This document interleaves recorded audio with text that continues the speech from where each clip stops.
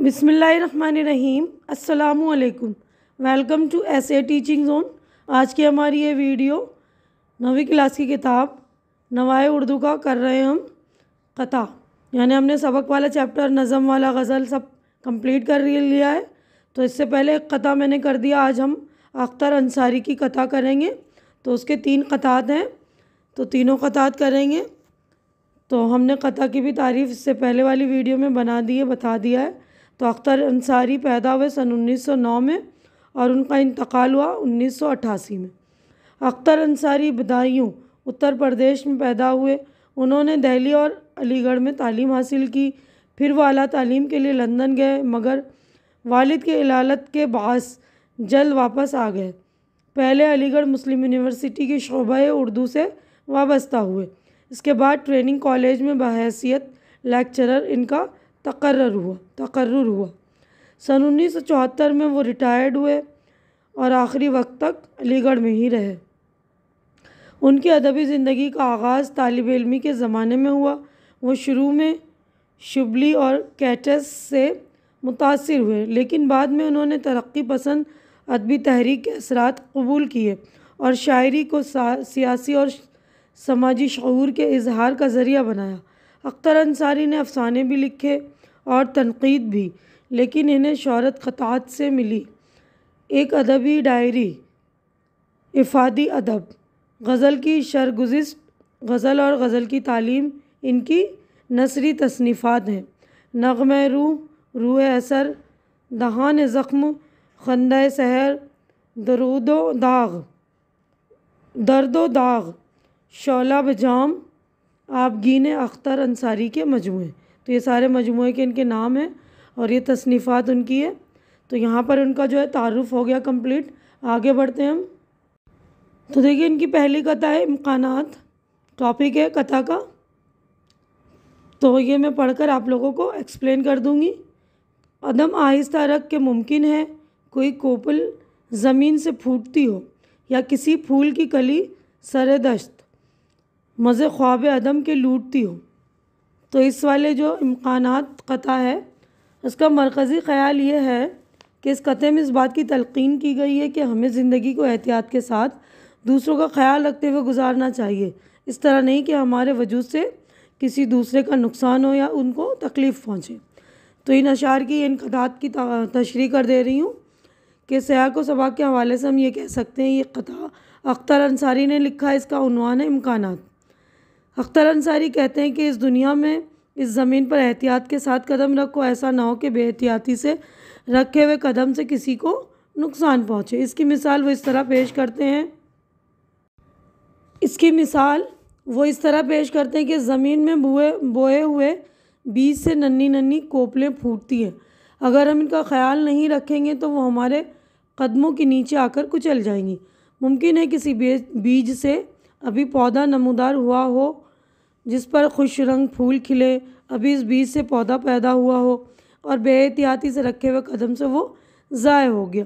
ख्वाब आदम के मज़े लूटने से मुराद ये कि अभी तक कोई शय दुनिया में नमूदार नहीं है, यानी वो नज़र नहीं आ रही। ख्वाब आदम के मज़े लूट रही है, अदम में है। यानी आदम इस मकाम को कहते हैं जहाँ इंसान की नज़र नहीं जाती, ऐसी हालत में जैसे कोई सो रहा हो।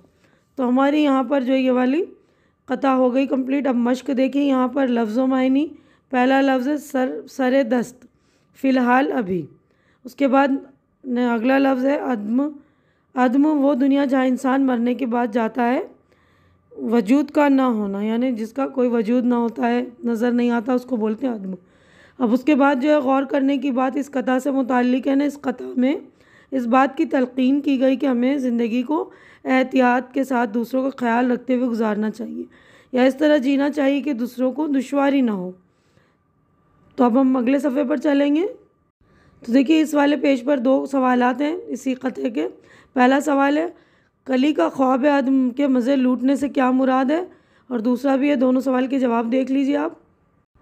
तो देखिए, अभी कली का पौधा बीज से नहीं फूटा। जब पौधा ही नहीं फूटा तो कली किस तरह वजूद में आएगी? गोया वो बीज के अंदर सो रही है। अगला सवाल है, इस कथा में शायर क्या कहना चाहता है? जवाब देखिए, हमें ज़िंदगी एहतियात के साथ दूसरों का ख्याल रखते हुए गुजारना चाहिए। तो हम कथा नंबर 2 पर चलेंगे अब। तो देखिए ये कथा ख़त्म हो गई। हमने दोनों सवालों के जवाब कर लिया। अमली काम इसमें देखिए, इस कथे को ज़बानी याद कीजिए और खुशखत लिखिए, यानी अच्छी राइटिंग में आपको लिखनी है। अब उसके बाद कथा नंबर 2 है आरजू। तो देखिए, दिल को बर्बाद किए जाती है, गम बदस्तूर दिए जाती है, मर चुकी सारी उम्मीदें अख्तर, आरजू है कि जिए जाती है। तो इस वाली कथा में शायर कह रहे हैं कि इसका मतलब मरकज़ी ख़्याल ये है कि इंसान कितने भी दुख भरी उसकी ज़िंदगी हो, फिर भी उसकी जीने की तमन्ना जो बाकी रहती है, बुरे से बुरे हालात में भी वो जीना चाहता है। तो इन जो कथा की तशरीह देख लीजिए। हम इस तरह कह सकते हैं कि यह कथा अख्तर अंसारी ने लिखा, इसका उन्वान आरजू है।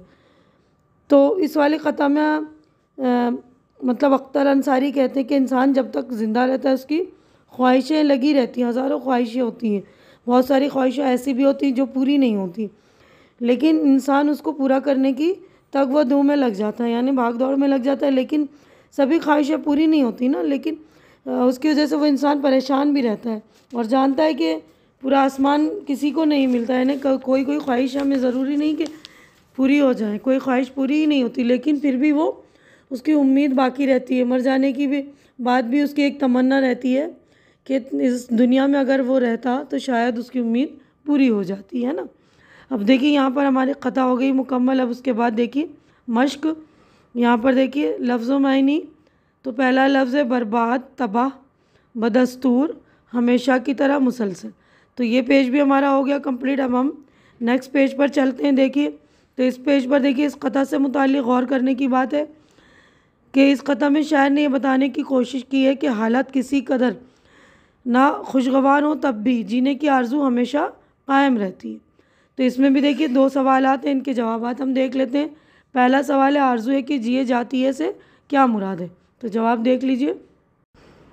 आरज़ू है जिए जाती है से मुराद है कि शायर की बहुत सी ख्वाहिशें पूरी नहीं होती। इस मायूसी के आलम में एक आरज़ू है जो इसे जीने का हौसला देती है कि ज़िंदा रहो, शायद कभी हालात बदल जाएं। और सवाल नंबर 2 है, इस कथा में क्या बात कही गई है। जवाब देखिए, हालात कितने ही नाखुशगवार हों तब भी जीने की आरज़ू हमेशा बरकरार रहती है। तो अब हम तीसरी कथा पर चलते हैं, तीसरी कथा पढ़ेंगे। तो देखिए 2 जवाबात हमारे हो गए कंप्लीट।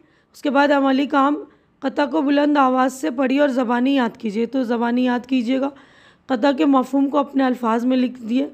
तो मैंने समझा दिया, आप लोग लिख लीजिएगा। बहुत ही आसान सी कथा है कि इंसान चाहता है कि हर हालत में, चाहे हालात कितने भी ख़राब हो, लेकिन जीने की जो है आरज़ू बाकी रहती है ना। उसके बाद है शब पुरबहार, तीसरी कथा है, कथा नंबर 3। इसमें देखिए अंधेरी रात, खामोशी, सरवर का आलम, भरी है कहर की मस्ती हवा के झोंकों में, सुकूत बन के फ़िज़ाओं पे छा गई है घटा, बरस रही है खुदा जाने क्यों मेरी आँखें। तो इस वाले जो है कथा का मरकज़ी ख़याल ये है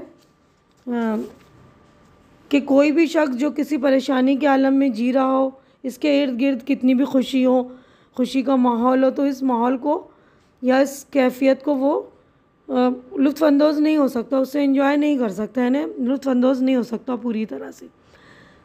तो हम इस तरह कह सकते हैं कि ये कथा अख्तर अंसारी ने लिखा है। इसका उन्वान है शब पुरबहार।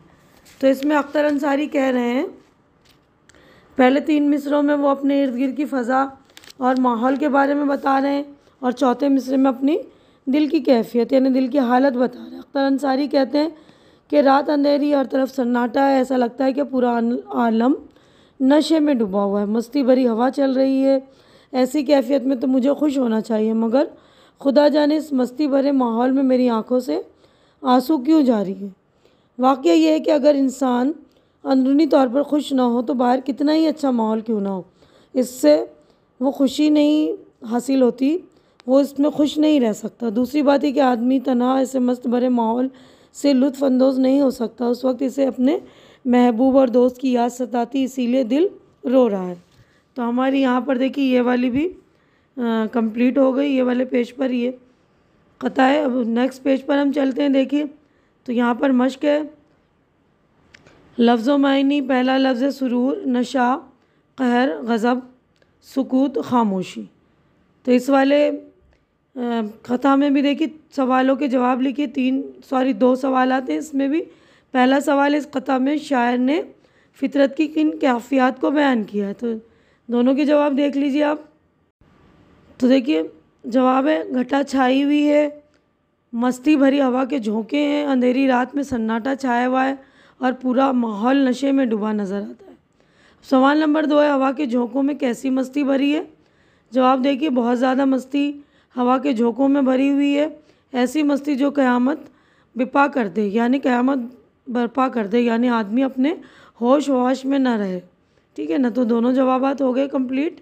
तो देखिए यहाँ पर अख्तर अंसारी की तीनों क़तात कंप्लीट हो गए, इनके जवाबात भी कंप्लीट हो गए हैं। उम्मीद है कि जो कुछ मैंने आप लोगों को समझाया अच्छी तरह से समझ में आ गया होगा और मेरी वीडियो भी आप लोगों को अच्छी लग रही होगी।